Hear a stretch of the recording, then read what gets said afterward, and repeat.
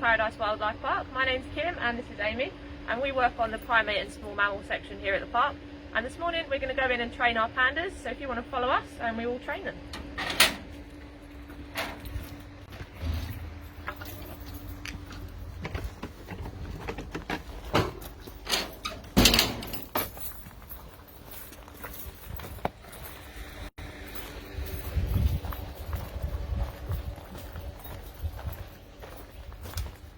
So Amy's just going to set up our training apparatus here for you.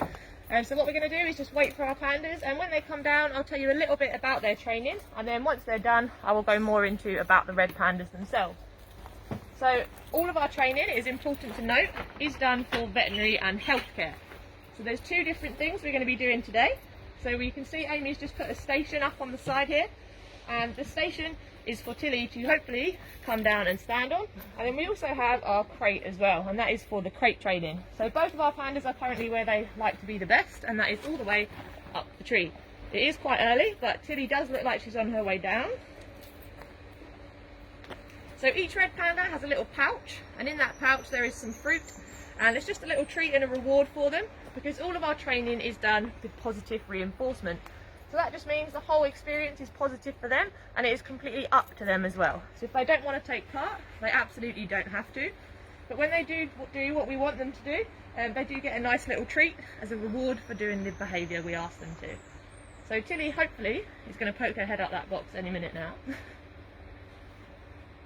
shall see. She's probably going to the toilet. Yes, it's a bit early, so she's probably going to the toilet first, and then she will come and join us.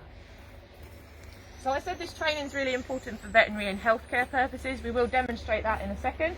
We do this quite regularly, and it is good for Tilly as well that different keepers come in and do it all the time, and it does actually allow our vets to come in and get nice and close as well.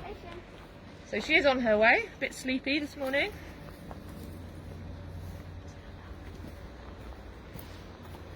So this is Tilly, this is our female. So this station here, you can see she puts her paws up.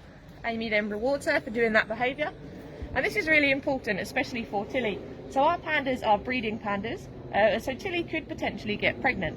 So when an animal is pregnant, obviously normally you can see a nice big belly. Now with red pandas, not so much.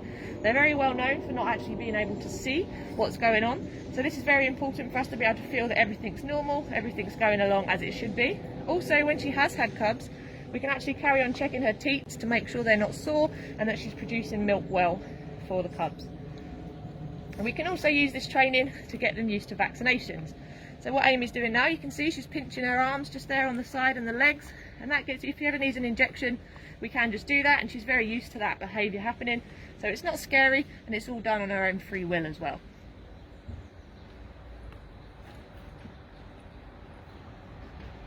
And she's doing very well today. So with Tilly, you can see, if you've been and visited us before, she actually had to have her tail amputated at the beginning of the year. And now for this whole situation, it could have been very, very stressful. So what Amy's doing now is just stationing her so that we can take a picture and send that to our vets, so we know that it's nice and healthy and it's healing really well. Now when that did happen, a lot of keepers may have been very nervous because she did have to go to the vets. And the vet had to come in regularly and check her tail as well. But through this training, the vet was able to come in. Tilly was none the wiser, so the vet being right there, and she happily just stood there while the vet took lots of pictures and had a good look at the stitches in the end of her tail as well. So we're just showing her now that all the fruit is gone, so her time is up with the training, so she knows there's no more fruit, so she'll make her way off now to go and get some breakfast.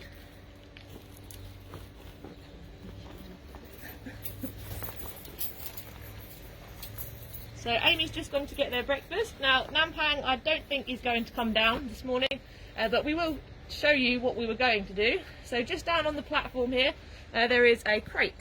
Now you might have seen these before if you've got pet cats at home. We hear every day people that come in and tell us that they've got a pet cat and they can't get it to go in the crate for the vet. It absolutely hates it, lots of scratching and squealing.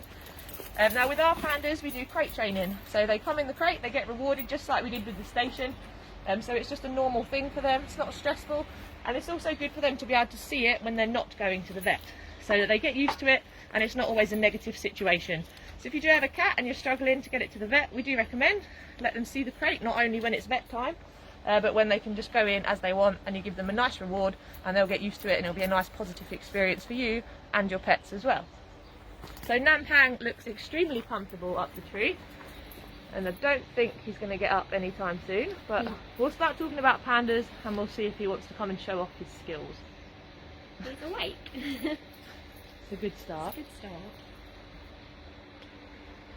So I said our pandas were a breeding pair, which is very important to note. Red pandas are endangered out in the wild, so it is very important that zoos around the world work to hopefully breed them. The reason for that is so that we've got a genetic safety net. So that is so we've got enough genetics that are good enough that one day we may hopefully be able to reintroduce them back to the wild. But to do that, obviously the habitat needs to be there to release them to. So Nampang, he came to us 2 years ago from the Highland Wildlife Park in Scotland, and him and Tilly have been paired up.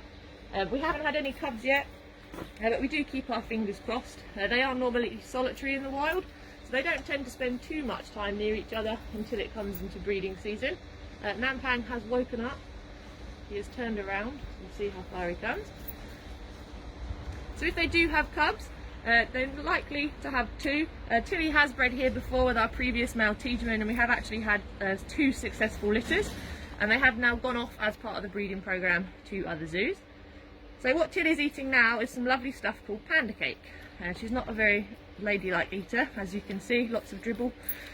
So they do get panda cake, and that's got lots of minerals and vitamins in, just what the pandas need. But in the wild, 95% of their diet is actually bamboo. So we do feed that as well. And each red panda needs about 20,000 bamboo leaves a day to be able to survive. So we can't quite do that here. So we do offer something called leaf eater pellet as well. And that just makes sure they get all the nutrients that they need. And it's in that bowl just there. So we feed them their breakfast with the pellet in the morning and the panda cake, as well as some bamboo. And then they get bamboo 3 times a day. So quite a lot, and depending on the time of year, depends on how much as well. If we do see that Tilly is pregnant, we will start bringing in more bamboo because she will need it.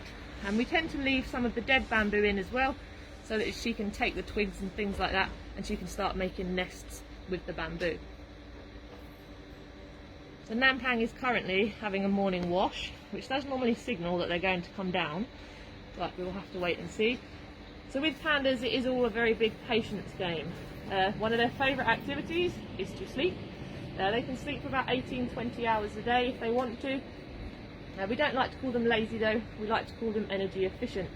So because the bamboo is not very nutritious at all, they use all of their energy to eat more bamboo and to go find more bamboo, so then they have to sleep so they can find more bamboo.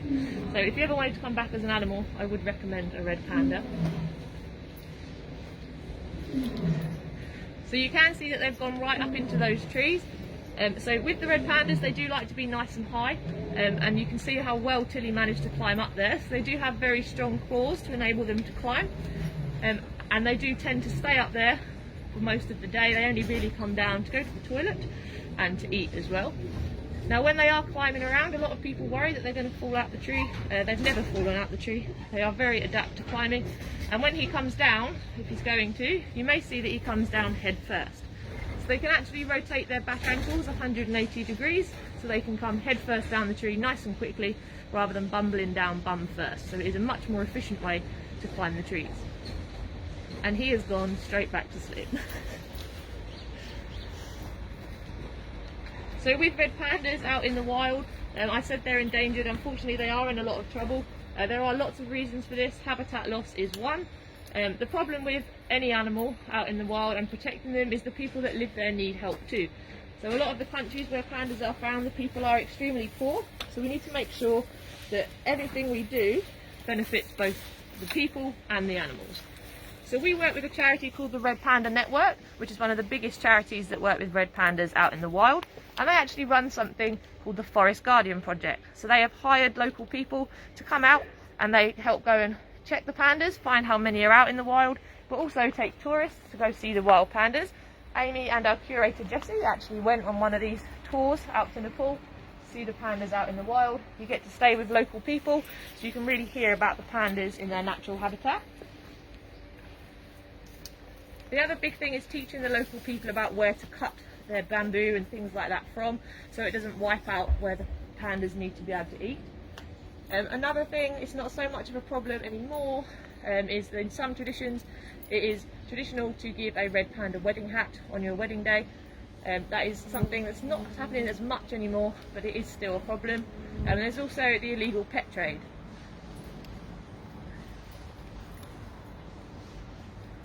Thank you all so much for tuning into our Red Panda Live this morning. If you did enjoy, please feel free to drop us some stars down in the comments below. We really appreciate the support as we're coming out of this lockdown period, and hopefully we get to see you all soon. You can pre-book your tickets today at pwpark.com.